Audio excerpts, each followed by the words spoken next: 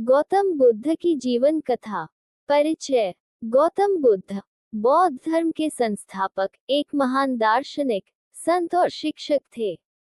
वे एक राजा के पुत्र होते हुए भी सांसारिक सुखों का त्याग कर सत्य की खोज में निकले और अंततः बोधि प्राप्त कर बुद्ध बने। उनकी शिक्षाएं आज भी दुनिया को शांति, करुणा और अहिंसा का संदेश देती हैं। योजक चिन्ह, योजक चिन्ह, योजक चिन्ह। 1. जन्म और प्रारंभिक जीवन। गौतम बुद्ध का जन्म 563 बीसी नेपाल के लुम्बिनी वन में हुआ था। उनका जन्म एक राजकुमार के रूप में हुआ था और उनका नाम सिद्धार्थ गौतम रखा गया। उनके पिता राजा शुद्धोधन शाक्य वंश के शासक थे और माता महामाया देवी थी। जन्म के 7 दिन बाद उनकी माता का देहांत हो गया, जिसके बाद उनका लालन पालन उनकी मौसी प्रजापति गौतमी ने किया। शकुनियों ने भविष्यवाणी की थी कि सिद्धार्थ या तो एक महान सम्राट बनेंगे या एक महान संत। ये सुनकर राजा शुद्धोधन चिंतित हो गए और उन्होंने सिद्धार्थ को राजमहल में हर प्रकार के सुख सुविधा में रखा ताकि वे सांसारिक दुखों से अनजान रहें और संन्यास की ओर न जाएं। योजक चिन्ह, योजक चिन्ह, योजक चिन्ह।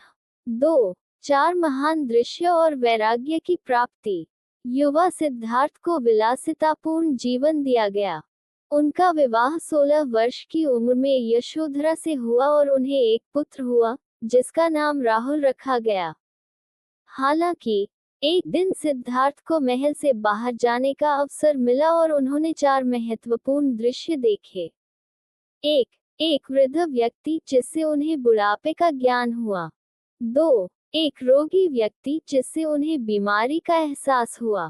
3. एक मृत व्यक्ति जिससे उन्होंने मृत्यु का सत्य जाना। 4. एक सन्यासी जिससे उन्हें शांति की झलक मिली। इन 4 दृश्यों ने उनके हृदय में गहरी छाप छोड़ी। उन्हें एहसास हुआ कि ये दुनिया अस्थायी है और सच्ची शांति सांसारिक सुखों से नहीं मिल सकती। योजक चिन्ह, योजक चिन्ह, योजक चिन्ह।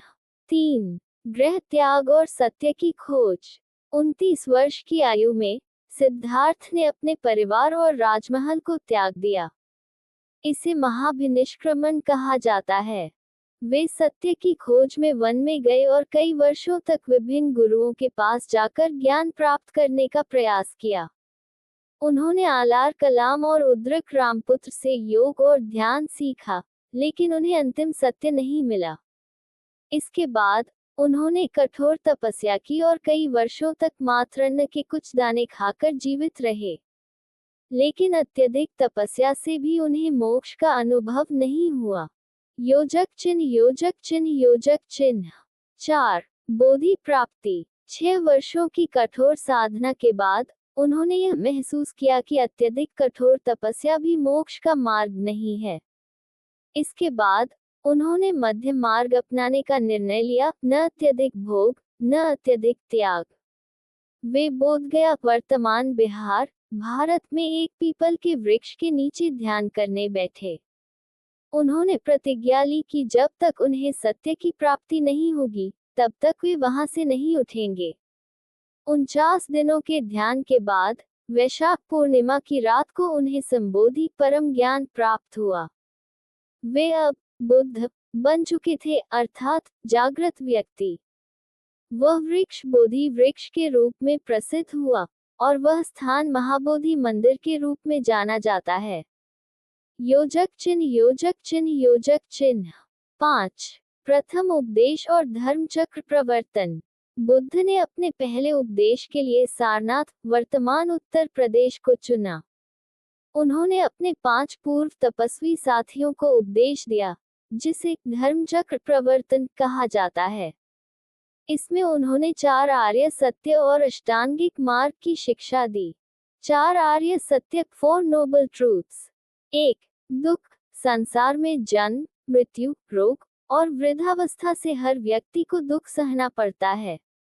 2. दुख का कारण तृष्णा, इच्छा की सभी दुखों की जड़ है।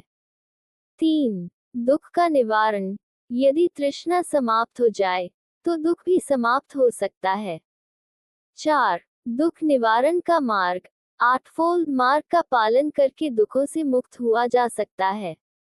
अष्टांगिक मार्ग 8फोल्ड पाथ। 1. सम्यक दृष्टि, सही दृष्टिकोण। 2. सम्यक संकल्प, सही विचार।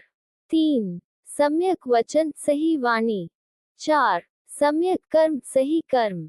5. सम्यक आजीविका, सही जीवन यापन। 6. सम्यक प्रयास, सही प्रयास। 7. सम्यक स्मृति, सही स्मृति।